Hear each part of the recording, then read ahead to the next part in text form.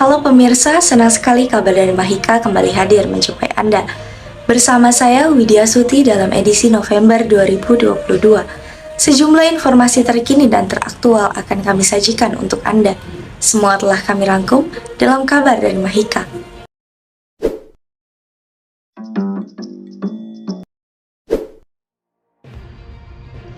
Sebagai pemenuhan SDGs Desa, tim kabar dari Mahika mengunjungi Desa Mekarjaya di Kecamatan Ciomas. Salah satu masalah yang ada di Desa Mekarjaya adalah stunting, yang berhubungan dengan poin SDGs kesehatan. Tim kabar dari Mahika juga menginvestigasi lebih jauh tentang stunting di desa ini, dengan mewawancarai beberapa narasumber yang mengetahui tentang stunting di Desa Mekarjaya ini. Baik pemirsa, saya sudah berada di Desa Mekarjaya di Kecamatan Ciomas. Kali ini saya akan menginvestigasi tentang masalah stunting yang ada di Desa Mekarjaya. Jadi saya sudah menemukan beberapa narasumber untuk diwawancara di Desa Mekarjaya ini. Bersama saya, Rafli Dwi Prasetya. Bismillahirrahmanirrahim. Assalamualaikum warahmatullahi wabarakatuh. Saya Yasin, Kepala Desa Mekarjaya, Kecamatan Ciomas, Kabupaten Bogor. Mungkin langsung aja ke pertanyaan-pertanyaan Pak ya. Yang pertama tuh kan di sini salah satu masalahnya itu ada stunting ya Pak. Apa sih Pak penyebab dari stunting di desa ini Pak? Ya, Bismillahirrahmanirrahim. Stunting dalam artinya itu yaitu kondisi gagal tumbuh yang disebabkan oleh kekurangan gizi kronis yang dalam waktu berkepanjangan. Dalam waktu berkepanjangan sampai yang karena faktor ekonomi juga menunjang ya. Kemudian berapa orang sih Pak yang memiliki kondisi stunting di desa ini? Kalau menurut data dari pihak Puskesmas Kota Batu ada sekitar 8 orang di RW 11, di RW 45, di RW 82. Jadi disebar adanya di 3 RW doang Pak? Ya, fokusnya di 3 RW. Jadi dari mulai kapan sih Pak stunting ini muncul di desa ini? Stunting mulai muncul di tahun 2019. Saya juga baru kok baru sekarang tuh munculnya. Waktu 2018 atau 90-an belum pernah ada. Kalau stunting itu kan kalau dalam bahasa kasarnya itu kan gagal tumbuh, kalau dalam bahasa Sundanya itu boncel. Jadi baru 3 tahun ini ya Pak ya? Iya. Muncul stunting. Oke baik Pak, selanjutnya kira-kira nih Pak, kenapa sih bisa ada stunting? Adanya kejadian stunting, satu mungkin faktor ekonomi, dua kurangnya kesadaran warga akan pentingnya pemeriksaan kesehatan yang diawali dari masa kehamilan 1000 hari kehidupan. Jadi itu faktor-faktor yang bisa mendukung ada kondisi stunting. Iya. Kemudian ada nggak sih Pak program mengenai untuk memecahkan masalah stunting? Ya alhamdulillah dengan adanya dana desa menganggarkan 3% dari anggaran dana desa, yaitu untuk perbaikan gizi dengan memberikan susu telur kepada penderita stunting.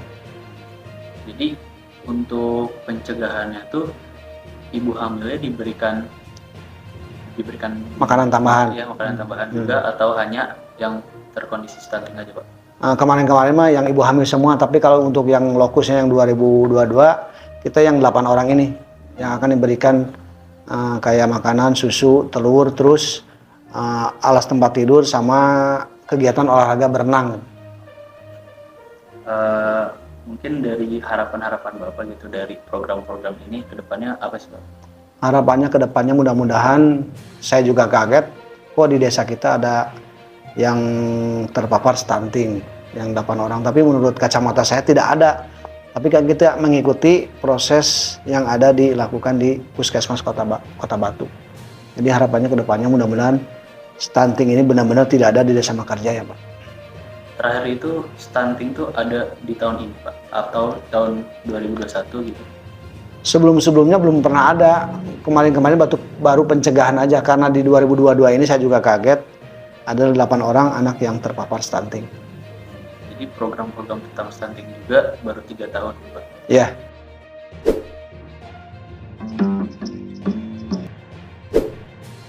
Nama saya Rina, kader RW 1. Saya Pupuk dari Desa Mekarjaya. Nama saya Wansi dari kader RW 07. Kalau saya Bu Suwanti, kader dari RW 4. Langsung ke pertanyaan yang pertama ya, Bu. Ini yang pertama tuh, kalau misalnya orang terkondisi stunting, penyakit apa aja sih, misalnya resiko-resiko apa aja yang ditimbulkan dengan anaknya gitu. Resiko misalnya anaknya terkondisi stunting, nah resiko-resiko kedepannya ada apa lagi gitu. Oke. Ya,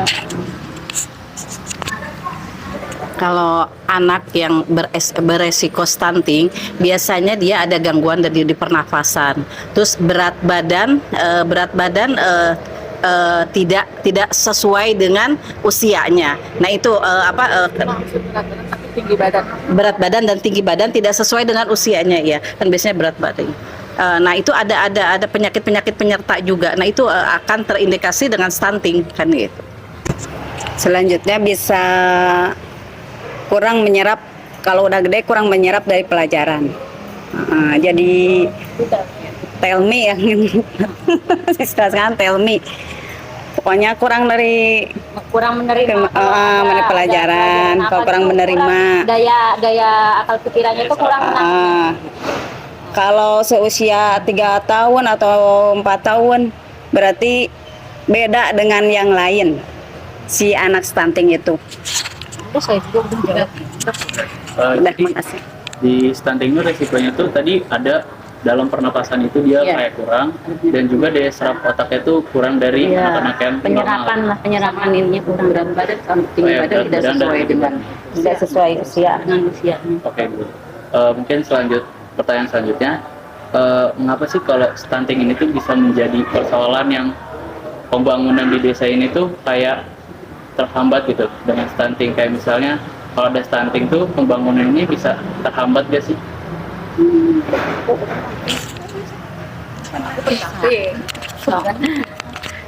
Untuk ada terhambatnya seperti ini. Pada dekade 30-an tahun ke atas ini yang penyakit stunting ini akan jadi kendala.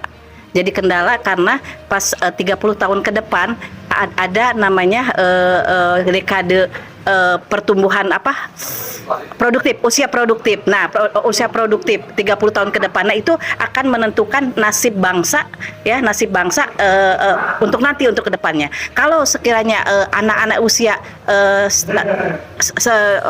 sampai 2 tahun itu tidak terkontrol, terindikasi stunting, maka akan terjadi dampaknya ke sana. Jadi usia produktif itu kurang produktif. Ya, karena ada kendala-kendala stunting seperti itu, karena dari pola pikir kan gitu ya, penerapan itu nanti akan pengaruh dengan 30 tahun ke depan. Seperti orang-orang Jepang kan 30 tahun ke depan, orang kita majunya sekarang karena dari awal sudah dicegah dengan pemberian nutrisi yang baik. Nah, itu akan dampaknya ke 30 tahun ke depan. Itu aja maksudnya. Anak yang terkondisi stunting itu bisa dicegah kemungkinan sebelum usia 2 tahun. Iya, Kalau setelah 2 tahun itu mungkin sudah sulit. Udah betul. Dicegah. Baik Ibu. Yang terakhir ya Bu ya, bagaimana sih mulai kayak pertumbuhan anak stunting itu ini terkondisi stunting gitu? Tadi sudah saya sebutkan ya, berat badan tinggi badan tidak sesuai dengan usia, terus 2 kali berturut-turut tidak naik ya, terus malah usia itu ada di bawah garis merah. Ada garisnya, ada di bawah garis merah. Sebab kan yang bagus kan naik ke atas ada. Kita nggak bawa itu sih ya. Di kurva itu kan ada kan gitu kan. Jadi di bawah garis merah itu udah masuk indikasi stunting kan. Bagaimana sih pendapat Ibu atau pesan-pesan Ibu untuk wanita-wanita yang di luar sana gitu yang agar tidak terjadinya kasus stunting di Indonesia ini, dengan pesan-pesannya? Lebih ke itu ya. Sekarang kan pola makan anak-anak seperti ini kan ya. Nah, itu indikasinya kan dari situ juga, dari Catin ya. Pola makan. Terus ibu-ibu hamil tuh kadang-kadang dia tidak gizi ya, tidak memperhatikan gizi. Nah itu bisa pembentukan janin itu dari situ kan begitu. Pemeriksaan betul, pemeriksaan dan mungkin penyuluhan-penyuluhan, penyuluhan-penyuluhan tentang kesehatan, tentang stunting bahayanya dari awal ya, dari dini sedini mungkin gitu. Dari usia mereka mau menikah mungkin ya, garis-garis begitu.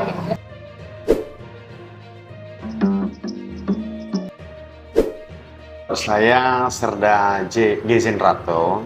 Saya kebetulan babinsa di wilayah Desa Mekarjaya dan saya menjabat ini dari bulan Februari kemarin. Nah, kalau pendapat saya masalah stunting yang ada di Desa Mekarjaya, ada 8 orang kalau nggak salah catat di data saya itu, dan semua sudah diawasi oleh puskesmas, badan kesehatan yang ada di wilayah, dan tidak begitu parah dan sedang ditangani. Dan harapan kita ke depan kan kondisi stunting ini bisa dibuat lebih baik lagi lah, seperti itu. Menurut Bapak, program yang dilaksanakan oleh Mekarjaya itu sangat optimal apa gimana, Pak? Kalau menurut saya pelaksanaan yang dilaksanakan di Mekarjaya ini, khususnya di posyandu-posyandu ya, sangat optimal demi kesehatan masyarakat, dan bukan hanya stunting ini, semua ranah kesehatan yang kira-kira mengganggu kesehatan masyarakat selalu ditangani. Sangat optimal lah intinya. Jadi untuk penanganan kesehatan di Desa Mekarjaya ini udah lumayan baik ya Pak? Udah baik.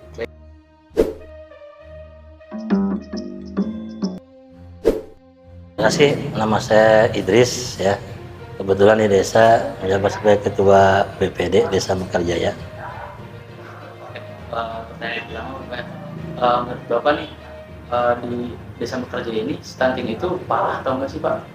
Dengan 8 orang yang terindikasi stunting. Ya, sepengetahuan saya, sebagaimana saya juga ikut terjun juga ya, untuk di Desa Mekarjaya tidak begitu parah ya, karena tiap-tiap RW itu kan ada posyandu ya, yang alhamdulillah dalam pelayanan sekitar sebulan sekali itu mengadakan itu tadi untuk perkembangan anak gitu ya, dari mulai asupan makanan, gigi juga. Alhamdulillah cukup kooperatif ya, puskesmas membantu di Desa Mekarjaya dengan pihak terkait. Baik, berarti menurut Bapak sendiri fasilitas dan penanganan kesehatan di Mekarjaya ini udah lumayan baik ya Pak? Alhamdulillah menurut kami ya BPD untuk stunting di Desa Mekarjaya cukup bagus pelayanannya, dan mudah-mudahan ini bisa dipertahankan.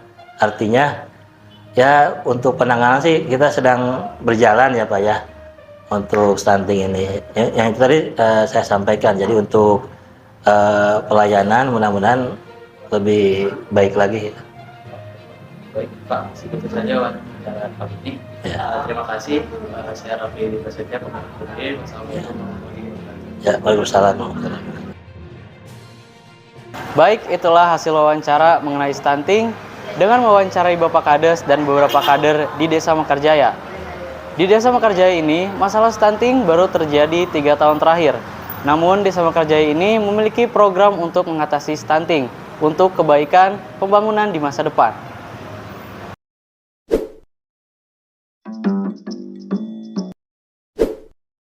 Berita tersebut sekaligus mengakhiri perjumpaan kita kali ini.